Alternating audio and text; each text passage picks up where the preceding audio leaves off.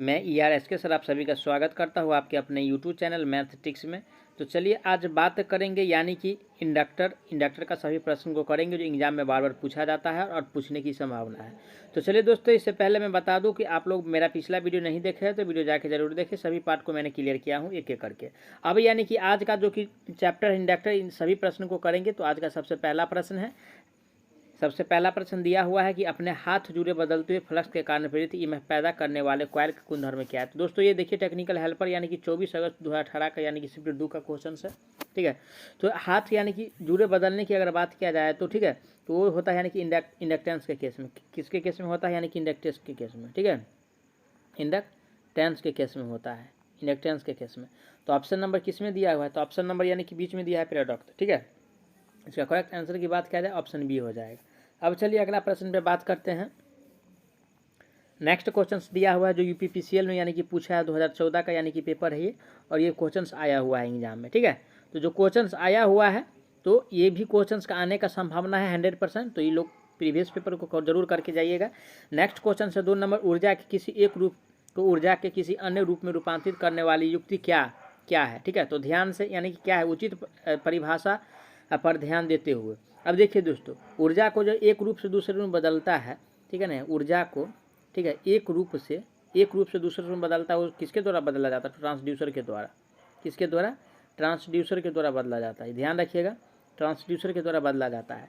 तो ऑप्शन किस में दिया हुआ? ऑप्शन नंबर डी में दिया हुआ ट्रांसड्यूसर। तो इसका करेक्ट आंसर ऑप्शन यानी कि डी हो जाएगा। ठीक है, कौन सा? ऑप्शन डी हो जाएगा। अब चलिए आज का 3 नंबर प्रश्न पे बात कर। कार को स्विच ऑफ करने पर स्पार्किंग होने का कारण है कि परिपथ में निम्नलिखित विद्यमान है। तो देखिए यानी कि जो स्विच जिस टाइम यानी कि ऑफ करते हैं या ऑन करते हैं तो उस समय यानी कि अंदर में यानी कि स्विच जो लगा होता है उसमें देखिएगा स्पार्क की तरह होता है। ठीक है, तो ऐसा क्यों होता है? तो दोस्तों ऐसा जो होता है यानी कि उच्च प्रेरक के कारण होता है। किसके कारण होता है? यानी कि उच्च प्रेरक के कारण। ध्यान रखिएगा, हमेशा उच्च प्रेरक के कारण होता है। क्या? किसके कारण? उच्च प्रेरक के कारण। तो ऑप्शन किस में दिया हुआ? ऑप्शन नंबर यानी कि ए में दिया हुआ उच्च प्रेरक। ठीक है, ऑप्शन इसका यानी कि ए सही हो जाएगा। और ये पेपर यानी कि यूपीपीसीएल TG2 8 नंबर 2014 को आया था। अब चलिए अगला प्रश्न पे बात करते हैं। अगला प्रश्न क्या है? इंडक्टर को डॉटर से दर्शाया जाता है। तो दोस्तों देखिए, इंडक्टर को जो दर्शाते हैं किससे दर्शाते हैं? तो एल से दर्शाते हैं। इंडक्टर को किससे? एल से दर्शाते हैं। और सी का मतलब क्या होता है? यानी कि कैपेसिटेंस होता है। ध्यान रखिए, यानी कि कैपेसिटर होता है। ठीक है, और आर का मतलब क्या होता है? तो आर का मतलब होता है यानी कि प्रतिरोध, रेसिस्टेंस होता है। ठीक है, और जेड क्या होता है? तो जेड जो होता है दोस्तों क्या होता है?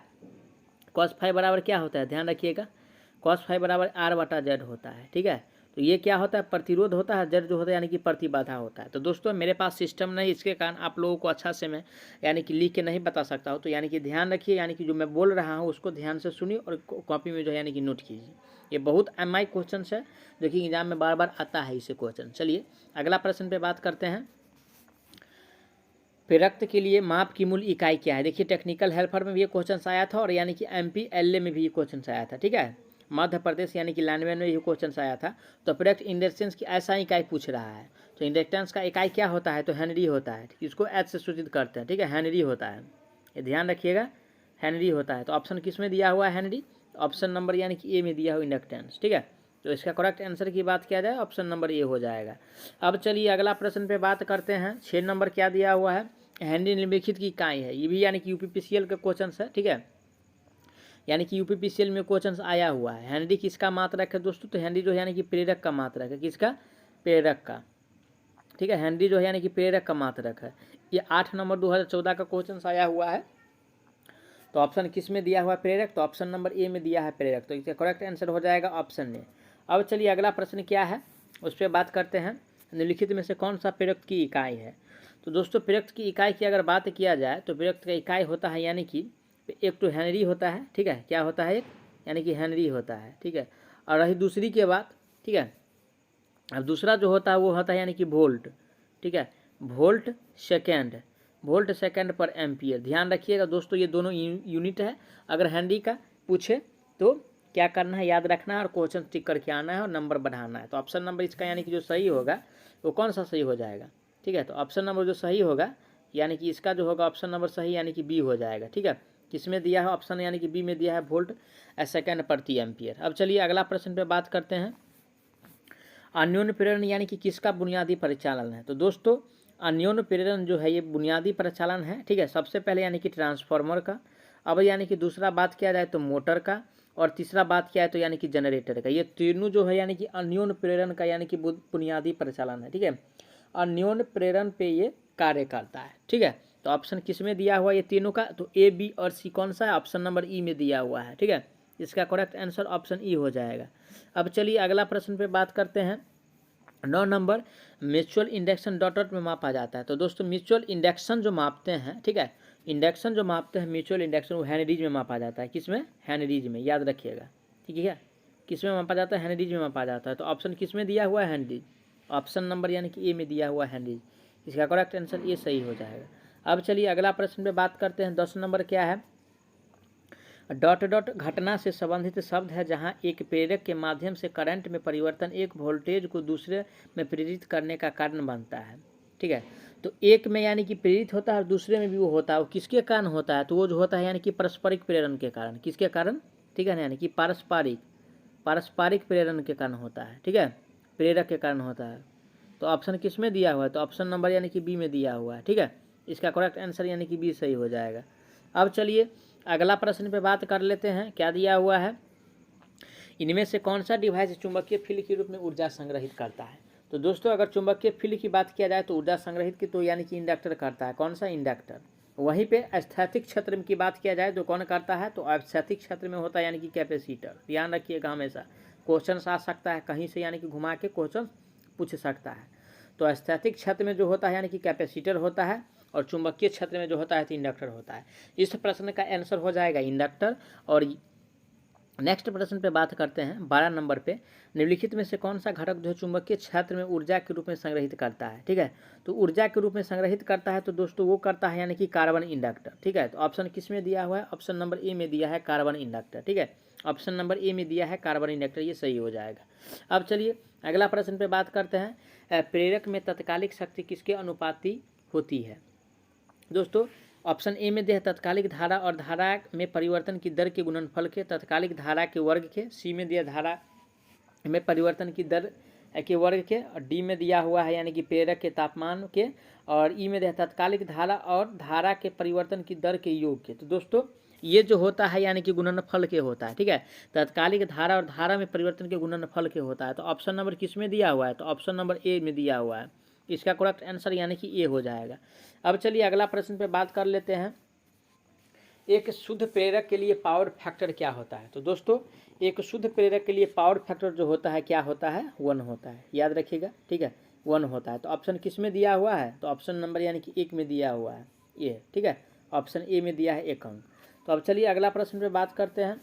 किसी प्रेरणिक परिपथ इंडक्टिव सर्किट में प्रयोग किया गया वोल्टेज और प्रवाहित करंट के बीच फेज रिलेशनशिप क्या होता है? तो दोस्तों इंडक्टर के केस में जो होता है वो करंट जो होता है यानी कि आई जो होता है, ठीक है, आई जो होता है वोल्टेज से क्या होता है, यानी कि आई जो होता है वोल्टेज से आगे रहता है। ठीक है, वोल्टेज से आई जो होता है यानी कि आगे होता है, यह ध्यान रखिएगा, वोल्टेज से आगे होता है। तो ऑप्शन किस में दिया हुआ है? तो ऑप्शन नंबर यानी कि बी में दिया है। इसका करेक्ट आंसर यानी कि बी सही हो जाएगा। कौन सा? ऑप्शन बी में हो जाएगा। अब चलिए अगला प्रश्न पे बात करते हैं। एयर कोर इंडक्टर का इस्तेमाल डॉट में किया जाता है। तो एयर कोर इंडक्टर का इस्तेमाल करते हैं दोस्तों, यानी कि कहाँ करते हैं? तो ऑप्शन ए में क्या दिया हुआ? ऑप्शन ए में दिया है रेडियो फ्रीक्वेंसी, बी में पावर सप्लाई फिल्टर, सी में दिया कम ऑडियो फ्रीक्वेंसी एप्लीकेशन, लो पास फिल्टर, और ई में दिया है मध्य पास फिल्टर। तो इसका उपयोग करते हैं दोस्तों यानी कि रेडियो फ्रीक्वेंसी एप्लीकेशन में। ऑप्शन नंबर ए इसका सही हो जाएगा। ठीक है, अब चलिए अगला प्रश्न क्या हुआ है। किसी लोड के बंद करने पर चिंगारी उत्पन्न होती है क्योंकि परिपथ में उच्च क्या रहता है? तो दोस्तों इससे पहले भी क्वेश्चन आया था, और ये जो क्वेश्चन पहले जो आया था यूपीपीसीएल में पूछा था, और अब जो आया है यानी कि पीजीसीएल में पूछा हुआ है। ठीक है, तो इसका करेक्ट आंसर की बात किया जाए तो प्रेरक के कारण होता है। ठीक है, प्रेरक के कारण होता है। किसके कारण? प्रेरक के कारण होता है, यानी कि सर्किट में यानी कि स्पार्किंग होता है। ऑप्शन इसका यानी कि बी सही हो जाएगा। ठीक है, अब चलिए अगला प्रश्न पर बात करते हैं। प्रेरक लोड के आधार पर अनुप्रयुक्त एसी वोल्टता की आकृति बढ़ने में प्रेरक प्रतिघाती कैसे बदलता है? तो दोस्तों ये जो बदलता है यानी कि रैखिक रूप से क्या होता है, यानी कि बढ़ जाता है।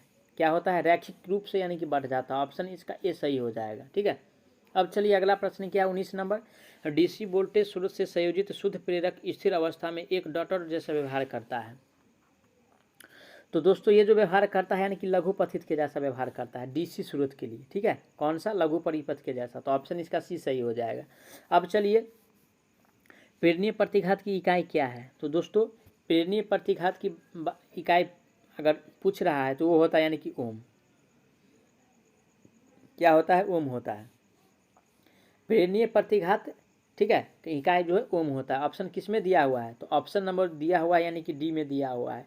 इसका करेक्ट आंसर ऑप्शन यानी कि डी हो जाएगा। अब चलिए अगला प्रश्न क्या है। एक शुद्ध प्रेरणिक एसी परिपथ में विद्युत धारा क्या होता है? तो विद्युत धारा होता है एक यानी कि वोल्टेज से 90 डिग्री कम रहता है। क्या रहता है? वोल्टेज से जो है यानी कि 90 डिग्री आई क्या होता है यानी कि कम रहता है। ध्यान रखिएगा।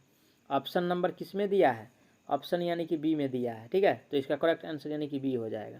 अब चलिए अगला प्रश्न क्या है। बिना परस्पर कपलिंग वाली सीरीज में दो 300 माइक्रोहर्ट्ज कॉइल का कुल इंडक्टेंस क्या होता है? तो दोस्तों ये जो इंडक्टेंस होता है अगर इसको यानी कि क्या है सीरीज में कह रहा है तो इसका फार्मूला क्या होता है? इसका फार्मूला होता है यानी कि RT बराबर यानी कि R1 और प्लस में यानी कि R2। तो R1 का मान यानी कि 300 दिया हुआ है और प्लस में R2 का मान भी यानी कि फिर क्या कर रहा है 2 बार जोड़ना है। तो 300 दोनों कर जोड़ेंगे तो कितना हो जाएगा यानी कि 600 हो जाएगा। और 600 जो होगा यानी कि माइक्रो हर्ज होगा, ठीक है। तो ऑप्शन किस में दिया हुआ है? तो ऑप्शन नंबर ए में दिया हुआ है, ठीक है। तो इसका करेक्ट आंसर यानी कि ए हो जाएगा। अब चलिए अगला प्रश्न क्या है। अगला प्रश्न दिया हुआ है एक शुद्ध प्रेरक परिपथ में यदि सप्लाई आवृत्ति में 1/4 कमी कर दी जाती है तो विद्युत धारा क्या होगा? दोस्तों अगर 1/4 की बात किया है, ठीक है, तो यानी कि 4 गुना क्या हो जाएगा यानी कि बढ़ जाएगा।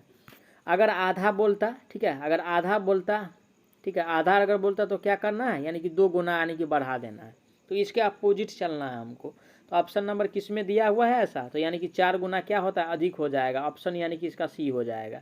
अब चलिए अगला प्रश्न।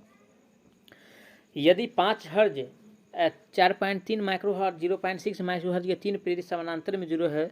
दोस्तों देखिए सबसे पहले मैं एक ट्रिक बता रहा हूँ इसका। अगर समानांतर की अगर बात पूछे कहीं भी, ये UPPCL यानी कि 26 जनवरी को भी आया है और यानी कि 16 अक्टूबर की भी क्वेश्चन आया है, ठीक है। तो दो बार ये क्वेश्चन आया था। तो देखिए अगर समांतर की बात कर रहा है तो जैसे अगर कॉम्बिनेशन दिया हुआ है क्या क्या यानी कि 5 दिया हुआ है 4.3 और यानी कि 0.6 दिया है। तो समानांतर में अगर जोड़ेंगे ना तो जो सबसे कम वाला वैल्यू होगा वही आंसर होगा, उससे भी कम आएगा। समानांतर में जुड़िएगा तो कहीं भी यानी कि जो सबसे कम वाला वैल्यू उससे भी कम आता है। तो इसमें देखिए सबसे कम कौन सा है? तो ऑप्शन नंबर यानी कि डी में है यानी कि ये, ठीक है। ऑप्शन डी में दिया हुआ है ये सबसे कम वैल्यू है। कितना है यानी कि 0.6 है। इससे कम वाला कोई है नहीं। इसका करेक्ट आंसर यानी कि डी हो जाएगा, ठीक है। अब चलिए आज का आखिरी प्रश्न क्या है वो देखते हैं। आज का आखिरी प्रश्न है यानी कि 1 माइक्रोहर्ज के प्रेरक को समानांतर में लगाया जाता है, ठीक है। जब यानी कि क्या है 1/RT बराबर क्या यानी कि 4 लगाते हैं। तो देखिए सबसे पहले मैं बता देता हूँ अगर 4 लगाएंगे तो सबसे पहले क्या करना है। अगर समानांतर में लगा रहे हैं तो 1 यानी कि 4 हो जाएगा, होगा कि नहीं। अब यानी कि उसके बाद क्या श्रृंखला में 2 लगाने के लिए तो अगर सीरीज में अगर इसको यानी कि 2 जोड़िएगा तो अब देखिए 4 1 का लघुत्तम 4, 4 इकाई यानी कि कितना हो जाएगा 4 इकाई 4 एक ही ना होगा, हाँ 4 इकाई 4 1 और प्लस में यानी कि 4 को 2 कितना हो जाएगा यानी कि 8 हो जाएगा। और 8 8 और 1 9 और बट्टा में यानी कि 4 इसको भाग दीजिएगा कितना हो जाएगा 2 और पॉइंट फिर यानी कि 2 और फिर यानी कि 5 का 20, ठीक है 2.25। ऑप्शन किस में दिया हुआ है? ऑप्शन नंबर सी में दिया हुआ है। इसका करेक्ट आंसर यानी कि